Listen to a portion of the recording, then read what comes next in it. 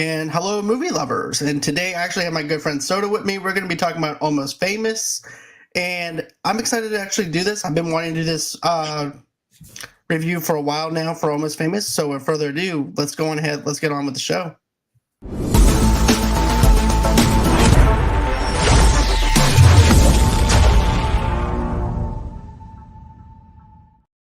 And hey, man, how are you? I'm doing pretty good, dude. It's been a while. It has definitely been a while. Lots happened since we last done a show together. Yeah. But what was the last show? I don't think it was the Mighty Ducks show. It can't be that long. Yeah, because I mean, I do remember doing reviews for Nightmare on Elm Street, but I think it was before that. No, it has to be Nightmare on Elm Street then. Wow, It's been that long? Okay, that's crazy. Just to think that's been that long ago. Yeah. Wow. Okay. But yeah, tonight we're actually going to be talking about Almost Famous. This movie came out September 8th of 2000, and it's actually got a box office bomb, believe it or not. And it also has a huge cult following afterwards. But it actually opened up on a $60 million budget, and it ended up only making $47.4 million at the box office, which is surprising. Yeah, considering like how well this movie, I would say it's respected. Right, I was expecting it to make more for some reason or another. I thought this was more of a success film than anything else. Hey, baby. But yeah, I just thought it was more of a success film than it was like a cult classic film, because I thought it would actually have more legs, because of the fact that I love rock music and stuff like that. I know people that love this kind of rock genre music from the 70s. So I just thought it would actually basically transform over into the big screen more. Yeah, me too. But anyways, this is actually, I'll just give a little bit of a plot synopsis of it. But yeah, it starts off in San Diego, 1969, with child prodigy William Miller, and he struggles to fit in. And that's just a basic plot line of that. But we're going to go scene by scene and talk about it, and I'll lay out the scene by scene stuff. But when you see this thing open up, you see this thing opened up to where it's like Christmas in September, with the mother Elaine and young William going, and they're talking about how to kill a mockingbird. This is the first movie, like, I had seen Frances McDormand in Darkman when I was younger, but I didn't know this was the first movie where I was like, who is this? Like, that's when I was like, okay, this is a good actress. And then I found out about Fargo and all that stuff. This was like my first, like, this is Frances McDormand film. And yeah, she's really good in this role. She definitely is. And to be honest with you, I could actually see her the more conservative mother trying to protect her kids. And she kind of got on my nerves, though, too, even as an adult as well. Because I'm like, okay, maybe I'm watching this from a kid's lenses because of the fact I was like maybe 18, maybe 19 whenever I seen this movie. And then watching now as an adult, I thought that I would actually be more siding on her because I'm an adult now. But I'm still seeing her as the same way I did when I was a kid. Yeah, I where I fall on her is I get where she's coming from, but piss off. Yeah. The way she does it just pisses me off. Yeah, it's like when she tells him that he skipped 2 grades. that would make me mad, and we're going to talk about that in a minute. Yeah, but. You know, it's just him and just casual conversation between mother and son on the sidewalk, talking about how to kill a mockingbird and having this conversation. And then it goes into William growing up with his mother. And also, too, you can see that she's doing a lot of damage. The mother is actually doing a lot of damage to her kids. Mm-hmm. Because even the daughter comes in, sneaking home an album of Simon and Garfunkel. And she's like, and it's like sneaking in a parental advisory sticker. If you think about it, because that's what I got from the vibe from, because I remember getting my first parental advisory sticker that my grandmother bought me, and I'm trying to sneak it into my mom's house. That is one thing from this movie that I cannot relate to, because when it comes to content growing up, my parents, like, as long as it didn't get too ridiculous, there was really no limit. You see, that was weird for me though, man. I was supposed to. That was weird for me, though. I was allowed to see rated R movies. That was fine. Yeah. But music, no. You cannot have that kind of language. I'm like, okay, that does not make sense. But Then how the hell did you develop your love for death metal? exactly. It just doesn't make any sense to me. But, that goes to show you that my mom is basically like Elaine, who's actually kind of on the strict type. Yeah. Of level because of how she's trying to protect her kids. She goes, look, you see this cover? You see this album cover? Drugs. They smoked weed. I'm like, okay, way to go. It's 1969. Of course they smoked weed. Yeah. Yeah. You right now, man. Yeah, totally. And yeah, you're right. They probably were. But yeah, I can't wait to start talking about the music. The music is just outstanding. I actually downloaded the soundtrack. I have the because I the first copy I owned of the bootleg was the DVD. It came with a copy of the Stillwater EP that I still have. Oh wow, that's pretty cool. And and then I found playlists of all the songs that were in the movie, and some classic stuff. But anyways. All right. But he winds up basically whenever his sister looks at William, he goes, you're lying to him. You're like, okay, what is she talking about? She's lying to him. Yeah. And she's even trying to tell him, hey, look, she's lying to you. You hate her. No, I don't. I don't hate her. And yes, you will. You just don't know yet. You will hate her. Mm-hmm. And then I like how they go into the school scene next, because that's like basically the next day when he's noticing these kids. They're over there messing with the facial hair, shaving, just having the adolescence of a teenage kid. Yeah. Going through puberty. And I know in the bootleg cut, it goes into the part where it's like, where's your pubes at?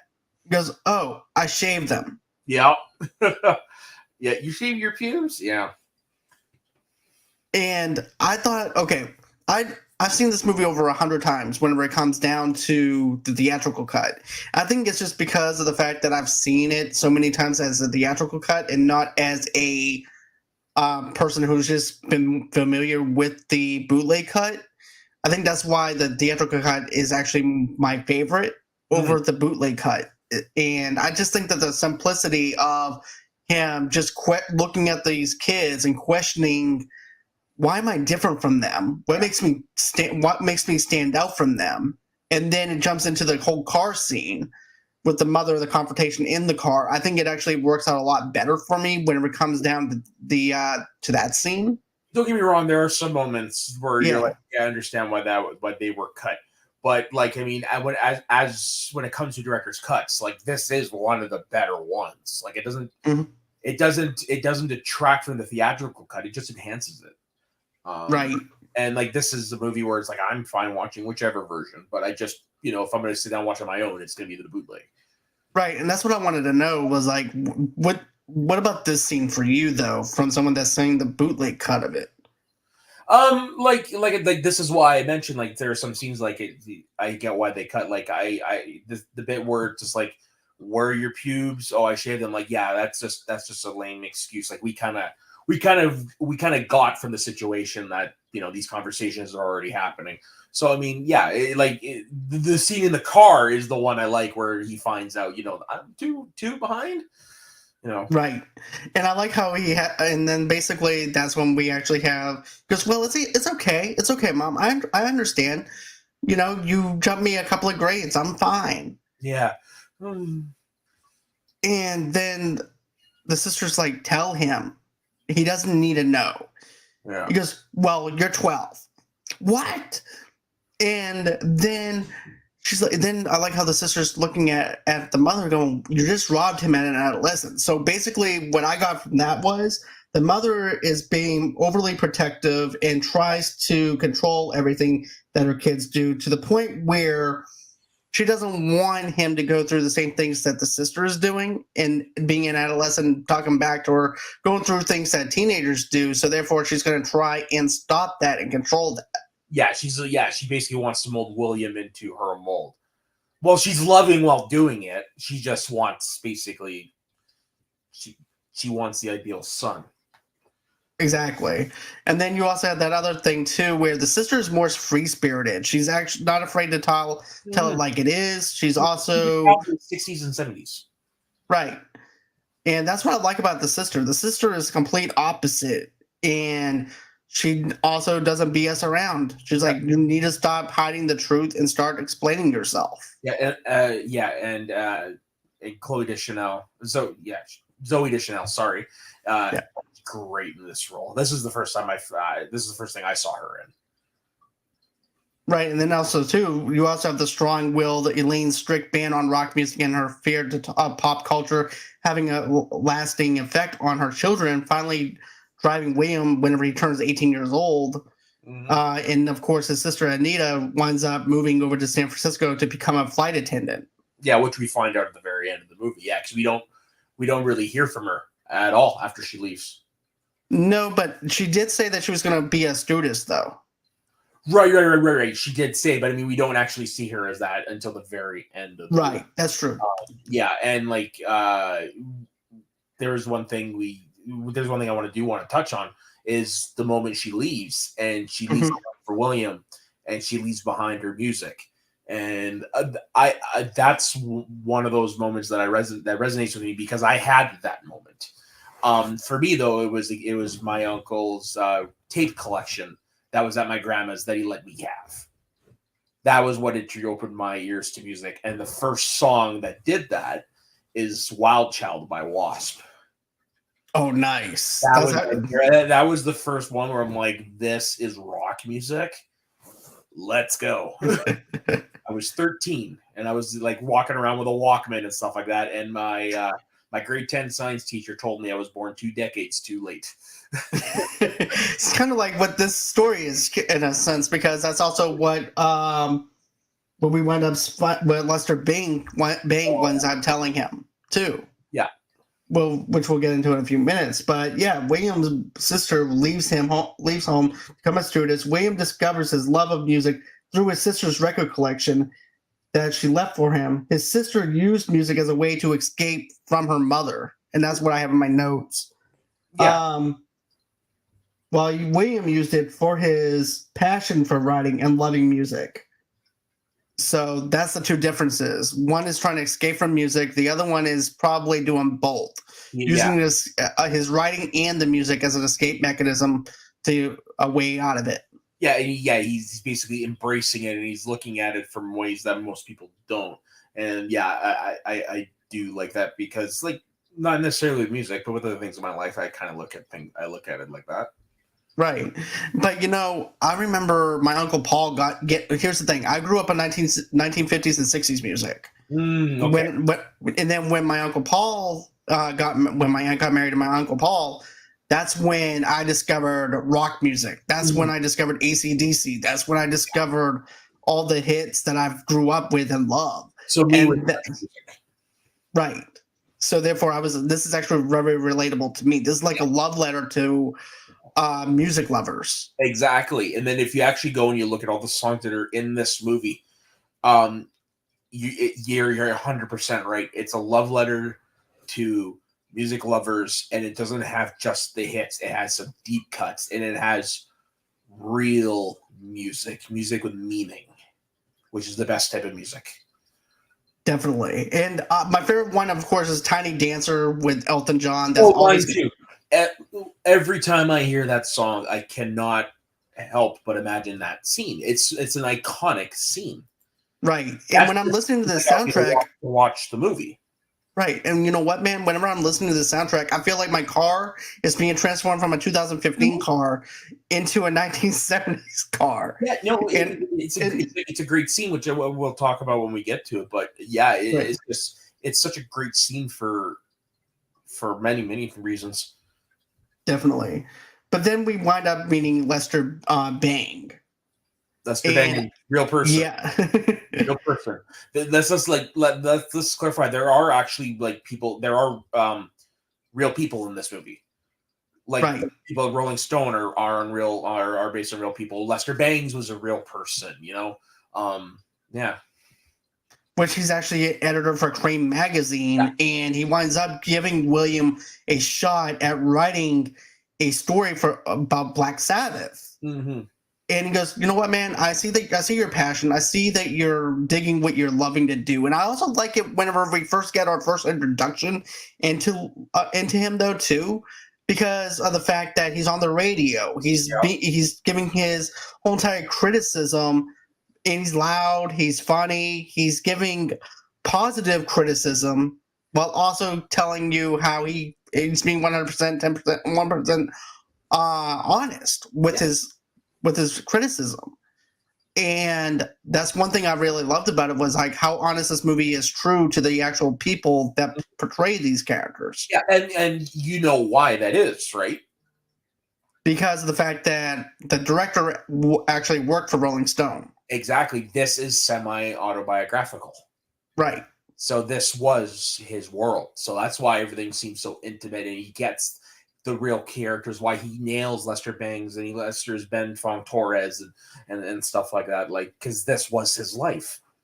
Right. And you know what, though? Even though this is like 1970s, this also can actually generate to us as podcasters or someone that's doing YouTube and everything too, and is, to be honest with you, is something that was in 2000s. And then you look at it today, it's very transformative whenever you can connect the dots between doing podcasting and Lester being on the air and doing this as if you're interviewing him. It's a movie that is of its time. Like, I mean, like, it's definitely a movie that you watch.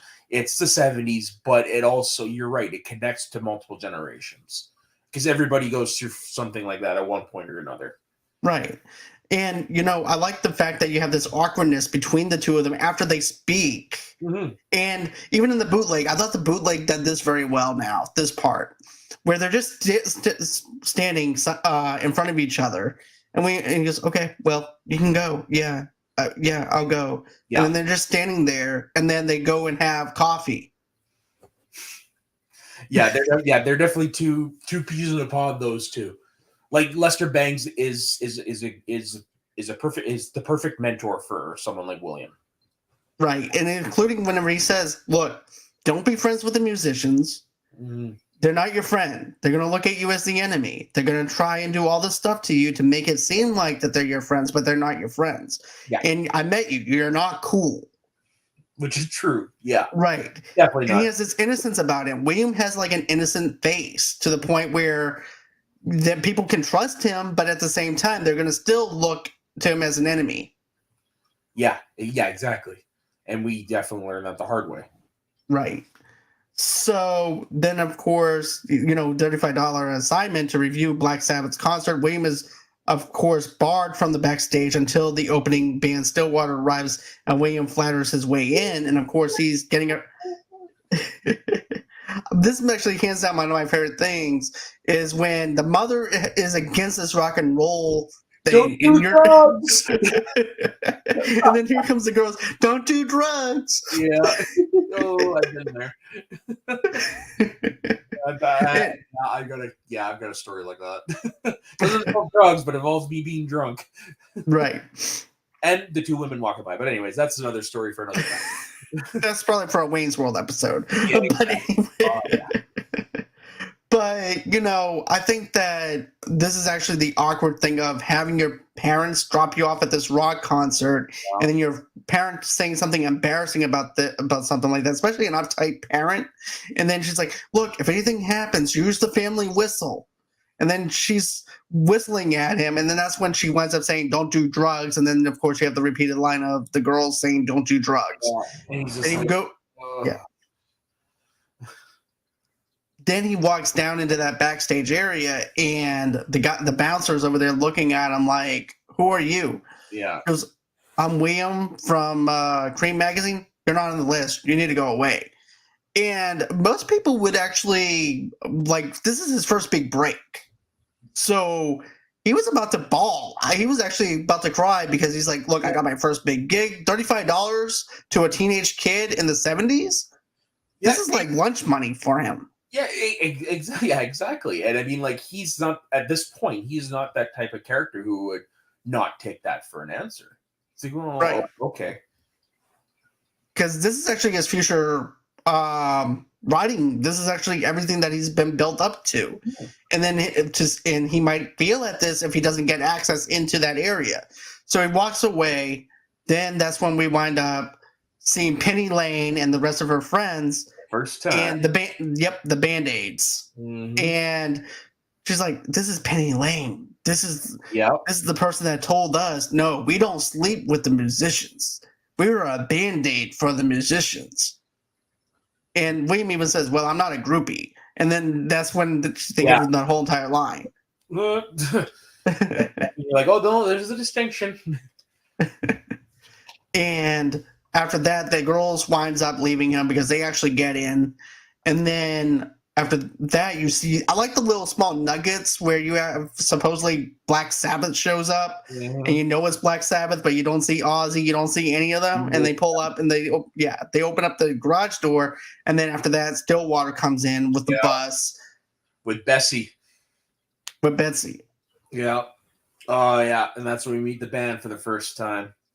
Had I seen Jason Lee by that point? I think I'd seen Mallrats already by that point. I know I have. Yeah. And then this was my introduction to Billy Crudup. And man, you believe that these guys are a band. Like they did rock boot camp before this to learn how to play the instruments, even though it's not really them in the thing. But you definitely felt like this was a band that has been through, they've been together a long time. You bought it. And Jason Lee as the lead singer, so charismatic. He's got that presence that like a Paul Stanley has, and Mick Jagger and all those guys.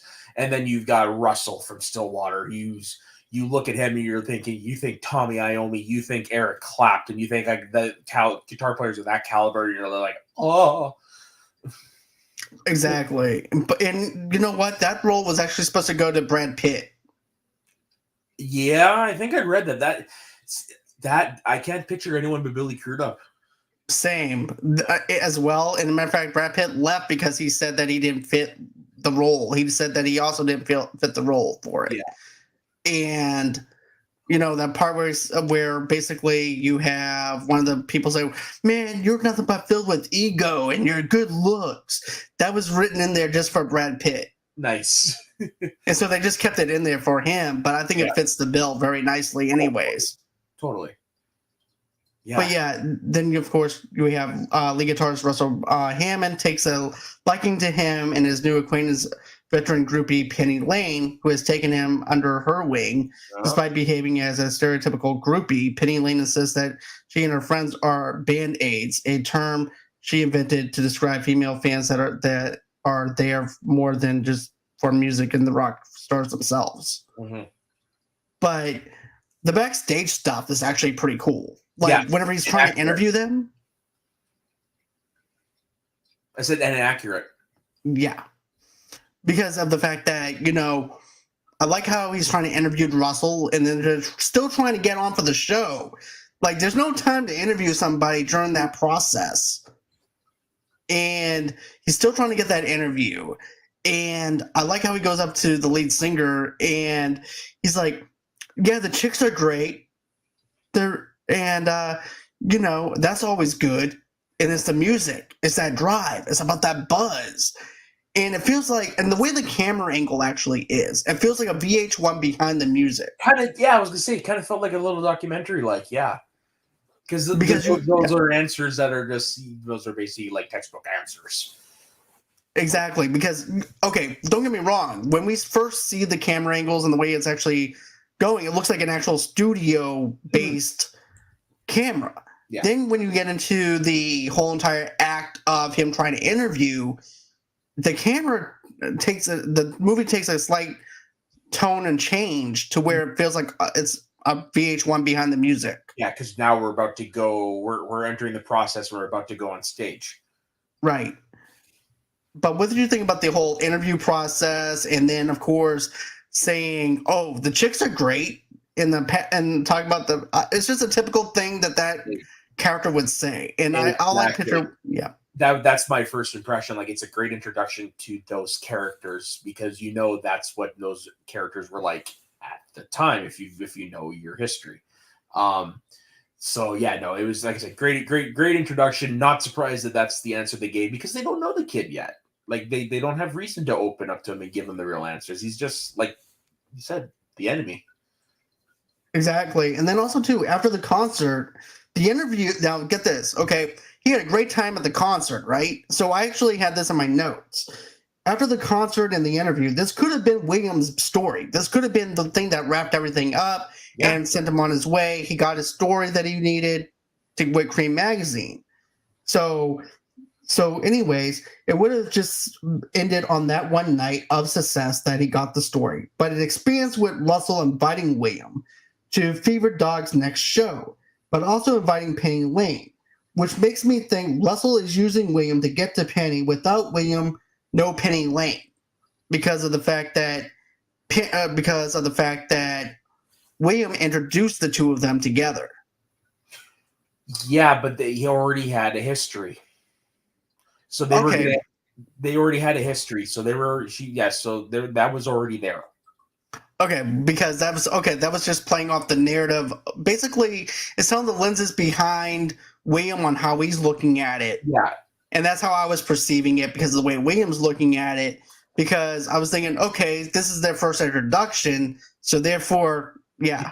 If you actually look at them, you can tell that they're playing coy about it. This is like they're pretending it's the first time they've met. And that's all this is, though, if you think about it, because even they said that they're just pretending. Mm. Everybody's pretending to do something in this movie. Yeah, exactly, because this is just a fantasy. This is like a dream. Exactly, and that's all Russell's taking it as. Is this is just a fantasy.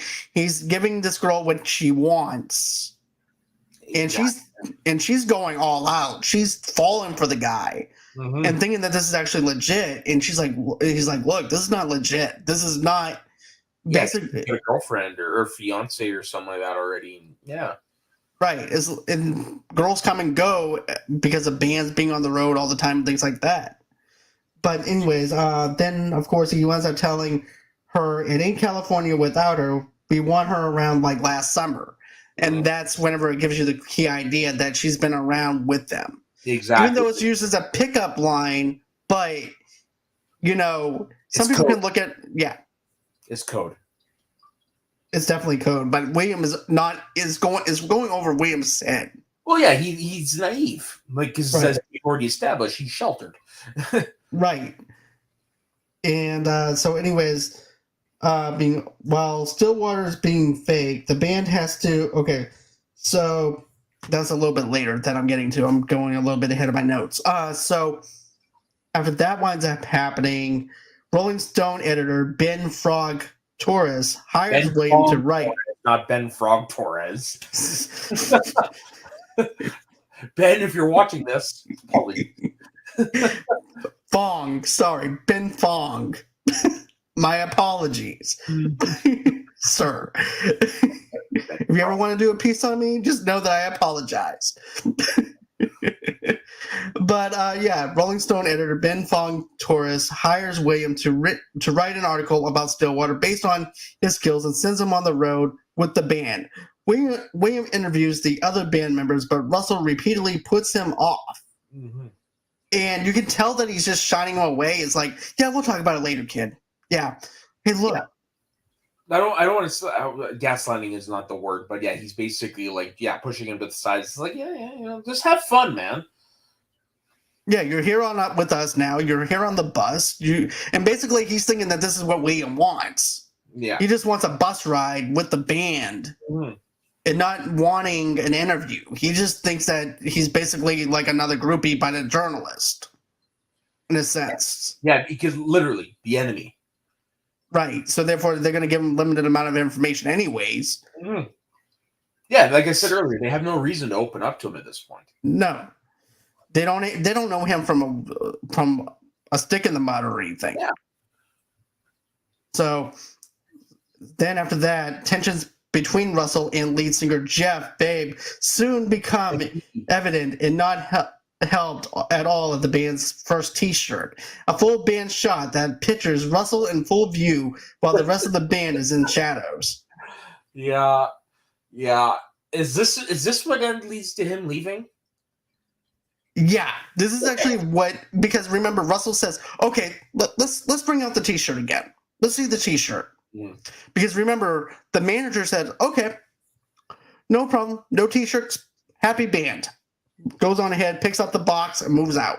Yeah. Then you have Russell, because he has one T-shirt left over, puts it on the chair as if it's on jury, like on a court stand. Yeah. He goes, "Okay, let's." Yeah. He's like, "Let's look at it. What do you see?" He goes, "Man, it's always been about you. You have such an ego about you. Mhm. That's all you care about is yourself." And then Russell just, yeah, it's a metaphor. And Russell's like, "You know what? I'm done. I'm quitting." And he walks out. And so at that point, everybody else has walked off as well. And then William comes back and gets the T-shirt as a collector item. Which is part on his part. I would have done the same thing. I would have done it too. I'm like, okay, well, this might be a limited release. No, this might not even see the light of day because the band is having issues, and this could be like the last thing that I'll get because they're on the verge of breaking up at this point. Yeah, exactly, right. That's pretty much, that's something that's a thread throughout the whole movie too. It's just like these guys there's definitely a threat of a breakup. And what do you think that there was like an ego about Russell in the band? Because I didn't really see that in Russell, other than him trying to delay the interview and things like that. But I didn't see him. No, not when it comes. Not when it comes to that, because I don't think, because like you said earlier, we're seeing this movie through William's eyes, so I think like that's probably stuff that's happened off camera that we don't know. Like there might be some, probably not as harsh as what they're saying, but probably there is some merit to that. Okay. Yeah. Because that was something I was wondering about. I'm like, I don't see that, but I see that in him. I see that in the other character that's complaining. Yeah. There might be in there somewhere, but we probably just don't see it. It's probably all off camera stuff. That's what I wanted to ask you about, because I was just kind of curious about that. Mm.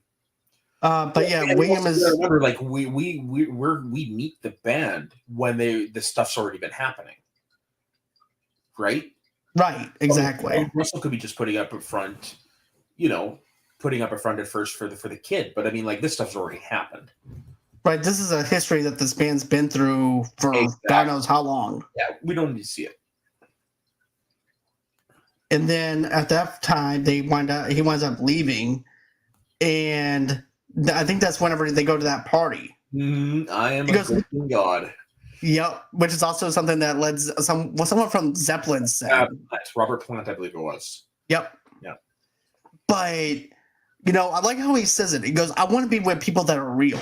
I want to be with you. I want to be with other people." Because the band is great, but it's not real people. Mm-hmm. He wants to have real conversations. He wants to have like a real friendship with people. I'm sure the band had at the beginning. Right. And that's what I like about it. It points out the obvious with relationships and friendships within the band. Exactly, yeah. And getting into it for what it's all about, the music. Yeah, which is what it should be. Definitely. Like, at the end of the day, you guys are lucky to be doing what you love. It should be about the music. And then, of course, you wind up having this party that's going on. And then... I'm on drugs! This is actually my favorite part, though, man. Like, okay, William gets in there. He's definitely outside of his element. He's awkward. He knows he doesn't belong there. He's babysitting this guy that's pissed off. And the next thing you know, he does acid with the people, with the kids. Mm-hmm. And he calls out the manager. He goes, "Just make sure that he doesn't do anything stupid when it kicks in." How do I know it's when it kicks in? And then he's on the top of the roof. Yeah. I am a golden god. Hey, get down here. Do not jump into the swimming pool. Then all the kids are like, "Jump in the swimming pool. Get down." Okay. And then he winds up jumping and does a cannonball into the swimming pool, which is like so rock and roll for that time. totally. You hear stories about that all the time. Yeah, he jumps in and then when he comes down, he gets mad at William and you're the enemy. And then after that happens, that's when the rest of the band comes and gets him the next day, basically. Yeah, in the morning, pretty much. The morning, and they pick him up. And this is where we get Tiny Dancer. Yep, we get the Tiny Dancer song. We also have another thing with these high school girls jogging and Penny Lane flipping them off. Yeah, flipping them off, and then one of the other guys I think was checking them out. Yeah, but that song, that Tiny Dancer song, is so iconic. And this is why one of the reasons why I love the scene is because it's coming off a night where the band is at a weak spot. You know, they just had a big blow up, and Russell went off, did all his drugs or whatever. So when he gets back on the bus, they're in, that's you've been in those kind of moments where you've had an argument with someone, and then the awkwardness, you don't know what to say. And Tiny Dancer is the icebreaker, and then all of a sudden you get the moment where everybody gets in, and you remember why we're here, you remember why we're with each other, and it was like, okay, we're cool for now. Right. It's such a beautiful scene. Such a beautiful scene. It goes to show you what music can do to bring people together. Exactly. And because of that song, it ended up making the band stay together. That was something I really liked. Yeah. No, it's that, yeah. Cameron Crowe knows, he's one of those directors that he knows how to use music in movies. Because there's not a song in this movie that feels out of place. Exactly. Even in the bootleg. I definitely enjoy this. This is like hands down one of my favorite movies of all time when it comes down to music. But yeah, then the record label hires Dennis, a professional manager, to handle problems with venues and promoters. Plays by Jimmy Fallon. And I didn't realize that was Jimmy until like recently. I'm like, wait, is that Jimmy? Yeah, I didn't like the same thing, but me wasn't until recently. It was I'd been 10 years after I'd seen that movie. So yeah, it was just like, holy shit. Because that would have been before or during SNL? I think it might have been before SNL, if I'm not mistaken. But, I like how he breaks it down. He's like, look, we could have sued the venue because there was a scene where Russell touches the mic and he gets electrocuted. And then they wind up running the bus into a gate. Yeah. Oh, do you know who played the manager? Who? The manager of the Mark Maron. Really? That's Mark Maron. That. Mm-hmm. I didn't know that. All this time, I had no idea. That was one of the things I found more recent. Okay. Yeah. But yeah, he's breaking it down to him. It's like, look, we could have sued the venue. We could have gotten the money back off of the whole entire thing. And then also, too, do you know how to do touring? Do you know how to do a headline? Do you know how to do all this? Well, I can do that. And we can also book more gigs if you get rid of the bus and if we fly. Mm-hmm. So and they're hesitant because they've always had that bus. That's Bessie. And they even said it. We have a history with that bus. We've done everything together in that bus to where it's home for them. And for them to leave their home, it's outside their element, outside of their comfort zone. Yeah, and then as future spoilers, definitely outside of their comfort zone. Yeah. And we're going to get to that in a little bit. Matter of fact, this is also, too, where they wind up going over to New York. Mm-hmm. Because Penny has to leave before the band reaches New York. Yeah. And this is where the movie takes a turn. Like, we've had the fun. Now this is where it gets serious. Yeah, this is where realism takes place, where it's a reality breaker. Mm-hmm. And the reality breaker is this, okay? So the band has to drop the Band-Aids before going to New York.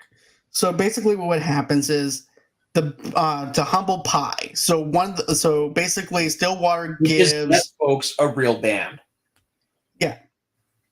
So what it winds up happening is this. He gives the Band-Aids over to Humble Pie for $150 in a case of Heineken beer And I'm like, could they just give them better beer? Heineken? Now, correct me if I'm wrong. The guy who plays the manager for Humble Pie, that's Peter Frampton, right? Because Peter Frampton plays one of the managers in here, and if I'm not mistaken, he plays the manager for the band he was in. I think it was Humble Pie. Yeah, I believe it is. Yeah, because that's he also was the music advisor on this when it comes to the stage show. So he was already employed at that. But yeah, I love that fact that they hired him. They also had him play the manager of the band he was in. That's what I like about this, is like how much of a reality it actually is when it comes down to the whole entire deal, where, you know, it's like, now, okay, well, you had your time. Now it's time for us to be with our wives and our girlfriends now. Yeah, exactly. And it's William seeing the harsh reality of what it's like being on the road. Because, like I said earlier, And now we've seen the fun. William has already has he already lost his virginity by this point? yeah, he loses his virginity at this point, because remember, the Band-Aids were all bored. Mm-hmm. And it's like, okay, it's time to get rid of Opie. Meaning it's now time to turn him into a man. Yeah, that when I was growing up, would I have loved to have been him at that moment? Yeah, like what a way to go. Feruza Bulk, Anna Paquin, and I don't remember who the other one was. Then there's also that other part, though, too, where after that he has sex with them, the girl winds up answering the phone, and it's actually the Rolling Stone editor checking to see what's going on, and she answers the phone. Then the girl next to her goes, "I'm hungry. I could go for some pancakes." I'm just using an example, but yeah. And he's like, "Get it together, man." Yeah, he's like, yeah. Oh God, yeah, that's what life was like on the road in the 70s. You listen to all the stories of these old rock guys. This is what it was like. And he's like, "So what is it about?" He goes, "Well, it's a thin piece of being on the road, and you know." And he goes, "Okay, man, I'm digging that. I'm digging that," because of the fact that William winded up talking over to Mr. Bang about it. Yeah, I was getting his advice. That's why Lester is a great mentor. He's pretty much up all night and there to answer the phone. So I like that. And then, this is also where it starts getting interesting. So the record label hires. Okay, so going into my notes, Penny and her three prodigies Band-Aids are gambled away to another band in a poker game. Penny acts basically she feels okay about it, but is also devastated at the same time. Well, Meanwhile, I don't think she feels okay about it. I think she knows the score. She's just putting on a brave face for William. She knows what it's like. Right. She knew this was coming. But at the same time, though, you can definitely tell she's hurt and devastated over it. From what she does next and what have you. Oh, she's crushed because, as you said earlier, she's done the one thing you shouldn't do, and she's fallen in love with Russell Hammond. Right. And Dennis charters a small plane so the band can play more gigs. And this is where the plane ride has the turbulence. This is the moment where everything comes out. All the cards are on the table. Yeah. Because also too, remember, this is also before that we have another scene where the wife has a confrontation about who's Penny Lane, who's this girl that's looking at my boyfriend, and why is she staring at him? And then that's when basically you have the old manager trying to tell her to move on and get out of the way. Get out. This is after they find out. Yeah, this is when they find out that they're going to be on the cover of the Rolling Stone, and they do the song. And then after this is when we have William go find her, and she has tried to OD on Quaaludes. Right. And then so he tells her how she's so loopy and probably not going to remember any of this, but he tells her how he really feels and all that stuff. And no, this is actually the first time I ever saw what it was like to see someone get their stomach pumped. Same. I've heard stories, but to see it was completely. Yeah. And then they go for the walk afterwards, and they talk like friends and what have you. And she tells him her real name, and if I'm not mistaken, this is where he tells her that what she was treated for, and then she was like, Yeah, this is a great scene. Like you could tell they've gone close. Like, Yeah, there's a bond here. Yeah, it's great stuff. Great stuff. definitely. And then there's also that other scene too, where in the airport, Williams fall in the airplane, and so because he doesn't want her to leave, but Yeah, he knows he has to say bye because he also has to get back over the guys. yeah. And then this is when we get into the plane ride from hell, and then this is where we find out that who was it? Was it Jeff that slept with Russell's fiance? Yeah. We find out that the new manager did a hit and run and left. Did we find out what the other, anything on the other manager? Nothing on the other manager, I don't think. Yeah. I can't remember. I don't have that in my notes. And then my favorite one, William, he goes off on everyone. Saying like, I love her, you treated her like shit. And then my favorite one, the drummer who we never hear through the whole movie goes, I'm gay. And I like how there's like but you know what's funny about the drummer though? You don't see him at all through this whole entire thing. well, Then all of a sudden he's on the plane. Because he's just getting his drums and Right. it is playing with his sticks, and I mean, like, he's there, but he's not the focal point. But Right. And then, you know what that reminds me of though? Like in school, like you would say something about sex, and then like the whole entire class just gets quiet. Yeah, and then all of a sudden, anything inappropriate or make you look like an idiot. Oh yeah. Yeah. And that's what it felt like to me. It's like, I'm gay. And then all of a sudden, the plane stops having turbulence. And it just sits there. Huh. Yeah. And then the band member's like, what do we do? Yeah, and then they So- get to the ground and they look like they've literally been through hell. And yeah. After that, William arrives at Rolling Stone office in San Francisco, but has difficulty finishing the article. Mhm. And they don't like the fact that it looks like a fluff piece because his notes are all over the place. He has sticky notes all over the place. Yeah. And the girl's like, what the hell is this? This is going to take me at least a week to process. Mhm. And he's like, look, man, give me a chance. I can write this if you give me a chance to do this. And then he has to realize and come to the realization of the fact that he has to be 100% honest, or else he's going to lose his job. Yep. And it's going to make him look bad. And just like how Lester says, you have to be that kind of person. Otherwise, you're just another fan or another groupie that's within this thing. And you can't do that. You can't be 1 foot in and 1 foot out. You have to be either you're in or you're out. Mhm. Which is complete bullshit, but But then I like how he goes in and tells the story of the plane ride. Yeah. He lays everything out like an eyewitness kind of everything that happened on this tour, and then they deny everything. And that's the really messed up thing. Like before he even arrives over there, Russell just says, write whatever you want. Mm-hmm. And he writes whatever he wants. And then because Jeff has a problem with it, yeah, the enemy. Because the big issue is Jeff's ego. Yeah. And it gets into Russell's head.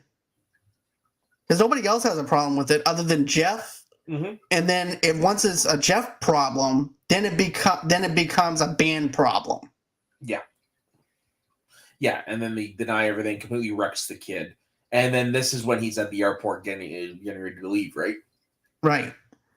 And so this is where we wind up saying this. Well, Russell denied everything because he's like, well, put Russell on the phone. He'll back me up on it 110%. Yeah. And he's the one who denied it.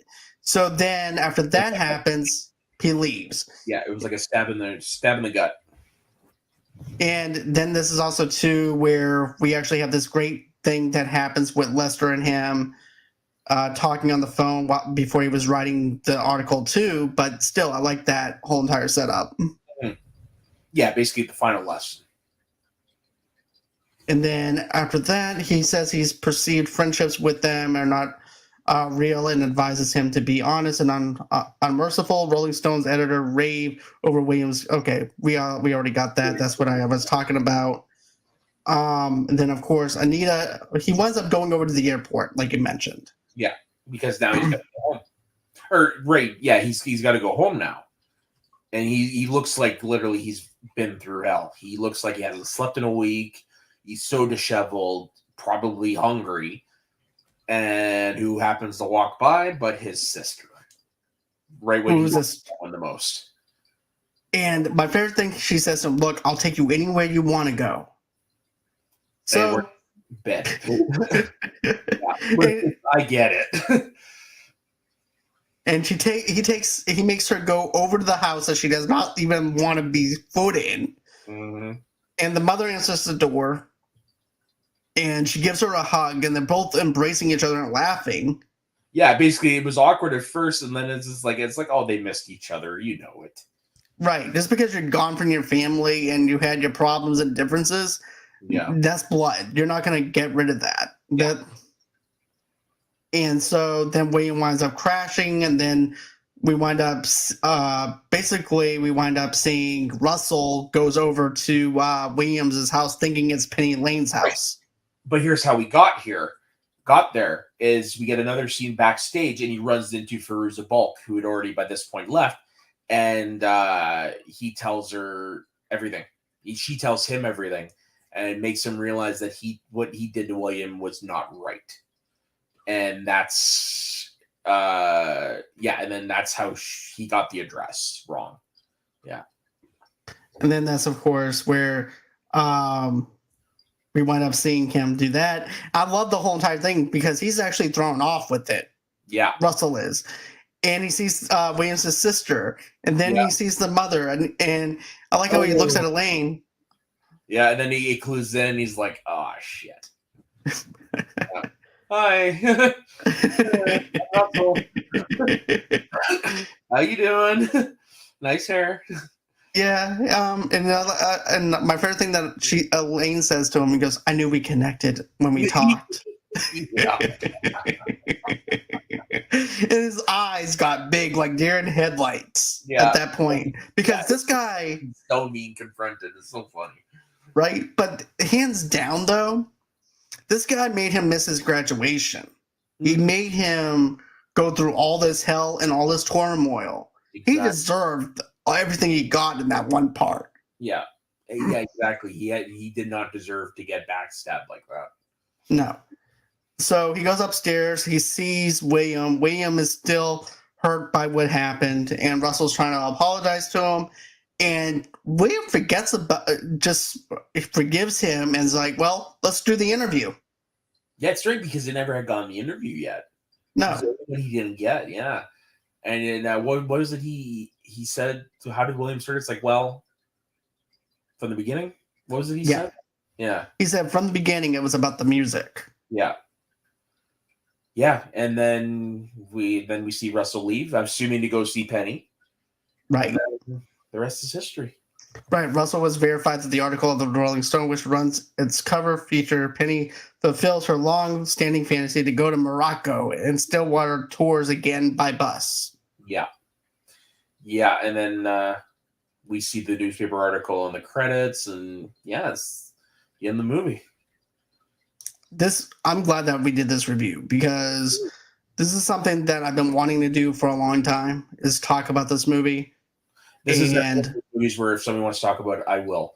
And like just talking about it makes me want to go rewatch it because I wanted to watch. I actually had time to rewatch it before we did the show. So fortunately, my mom was over, so I couldn't. Made me want to go back and watch it.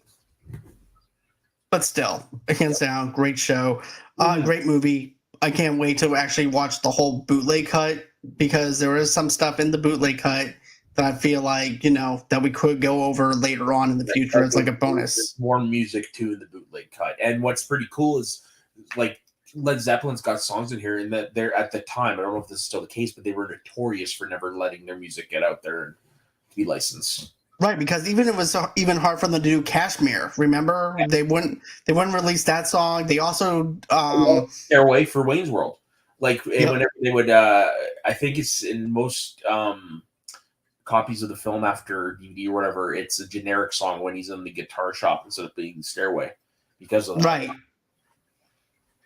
But yeah, I'm glad that we got a chance to do this, man. I hope that you come back on here again to review some more stuff with me. Well, yeah, like obviously I pay attention to where you throw for the information out there, and if it's a movie that I love, like if you ever did like A League of Their Own or Tommy Boy or like Sing Street or something like that, I will gladly be there because those are movies I genuinely love.